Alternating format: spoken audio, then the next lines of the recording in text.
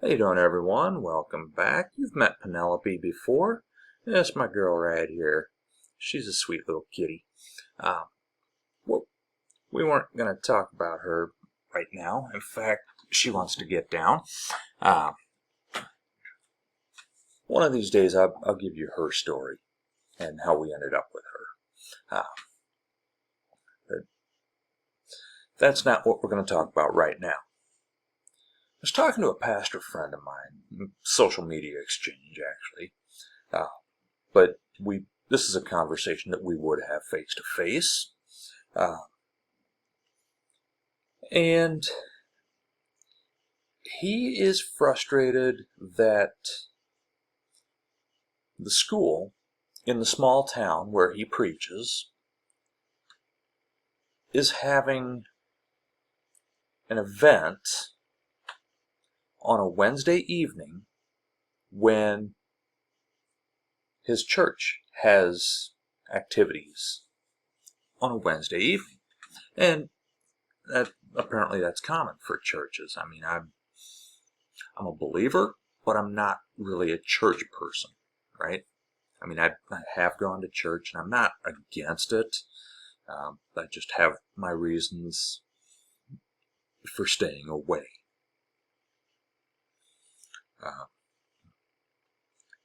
And maybe I'll get into that at some point too. But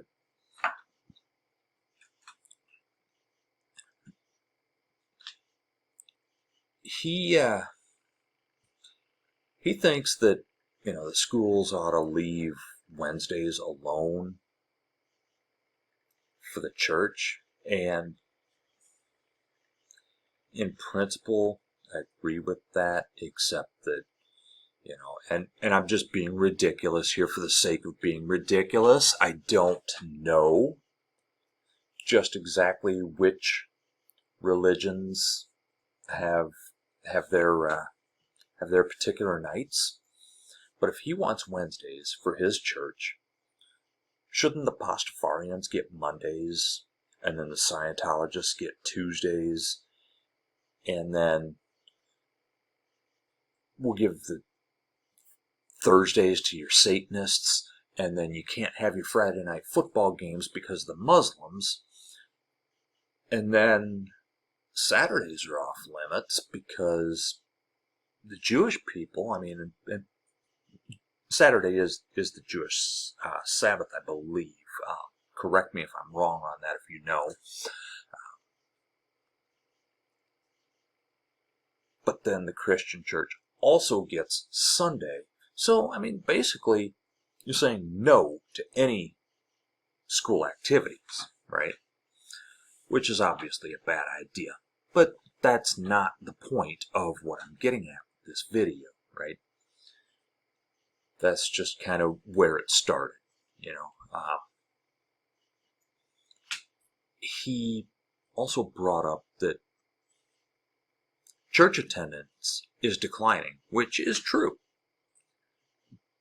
But here's where he's wrong on that. He said that that's leading to higher crime and a moral decline. Okay, moral decline, how do you define that, really? In some ways I agree, and in some ways I don't agree with that.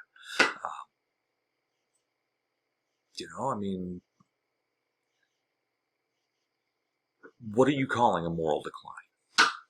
I think that some people would say that me having all these animals in the house might be immoral. And some people might,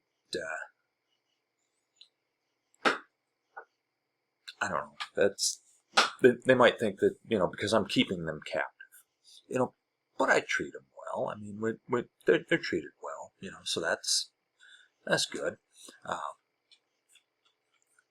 In fact, I've got Molly right here. She just decided to lay down next to me here. So,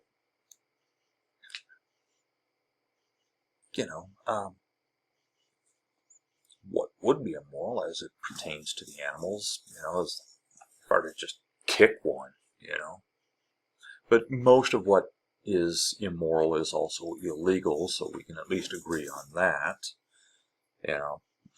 But is that because of a decline in church attendance? Or, I mean, did the decline in church attendance cause the immorality and the criminality? Or did the criminality and the immorality cause the decline in church attendance? Who knows? Correlation is not causation. And that's really the point of what I'm getting at here. Correlation, not causation. Because he said, rising crime, which, by the way, crime is on the decline right now, right? Crime is going down. But let's take a look at the most religious states, the least religious states, the safest states, and the most dangerous states. Okay? Now, the most religious and the most and least religious, I got this information from the Pew Research Center. And for the safest and most dangerous, I got that information from Forbes. So, what are the most religious states? Well, topping the list is Utah, with 53% who attend church on a weekly basis. Okay, and that's how I'm defining most and least religious, is weekly church attendance. Okay, so Utah at 53%. Next is Alabama and Tennessee, tied at 51%. Mississippi at 49%. South Carolina at 47%. Louisiana and West Virginia tied at 46%. Virginia at 44%. Oklahoma at 43%. Georgia and Texas tied at 42%. And then Arkansas at 41%. Excuse me. Now, the least religious, based on weekly church attendance, topping the list is Vermont at 21%, Maine and New Hampshire at 22%, Massachusetts at 23%, Wisconsin, which kind of surprised me, at 27%, Connecticut, Washington, D.C., and Hawaii at 28%, and then you have New York and Oregon at 29%. Okay? So, those are the most and least religious based on church attendance according to Pew. Now, what are the most and least dangerous states? Well, according to Forbes, the most dangerous, and I'm starting with number 10 and working my way up to number 1 on both of these lists. The number 10 most dangerous state is Alaska, followed by Nevada, and by the way, this is based on violent crime rates. Alaska, Nevada, South Carolina, which is on one of the most religious states. It's one of the most religious states.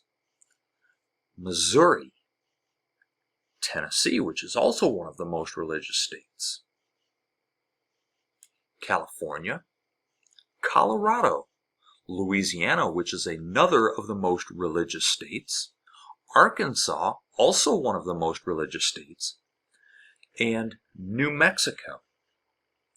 So, of those 10 states, none of them are on the least religious list. 4 of them are on the most religious list. So, what are the safest states? Well, at number 10, Vermont, which is the number 1 least religious state. Next is West Virginia, which is one of the most religious. And then we have Wyoming, and then Kentucky, Idaho, New Jersey, Connecticut, which is one of the least religious, Rhode Island, Maine, which is one of the least religious, and New Hampshire, which is one of the least religious.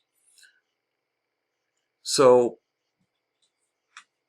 4 of the least religious states are on this list, only 1 of the most religious. And actually, of the least religious, the top 3 least religious are all on this list. So, what does that mean? Well, it means that correlation is not causation, and church attendance doesn't necessarily line up with crime. Okay?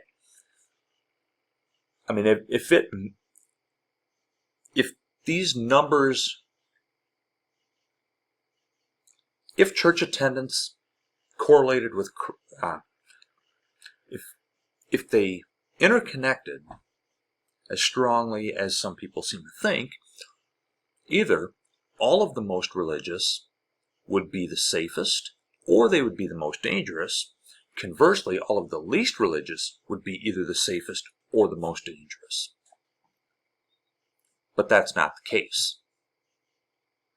There are some very middle-of-the-pack states in here.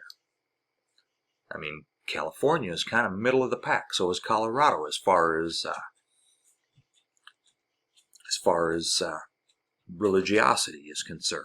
Also middle of the pack are Idaho and New Jersey and Kentucky, Wyoming, and those are some of the safest. So, by the way, you see Molly over here. She says hi. She's a good girl. You heard her just a minute ago, too. But anyway, yeah, we've got, some states that have high crime rates that also have high church attendance. No states that have high crime rates and next to no church attendance. None of them. That's not to say that there are none of these of the least religious that might be closer to the top of the most dangerous. But correlation, not causation. Don't read too much into this. Basically, it's just to prove a point that going to church doesn't keep you out of jail. And church attendance has nothing to do with criminality. I mean, if you want to go to church, go to church. Actually, if you're a believer, you probably should go to church. Just like I should. But I can't really preach to you on that because I don't. Anyway, now you know correlation, not causation. And let me know what you think in the comments. See if you have an opinion on this. I'm sure you do. Everybody does. Like, share, subscribe. Leave me a comment, and I will see you next time.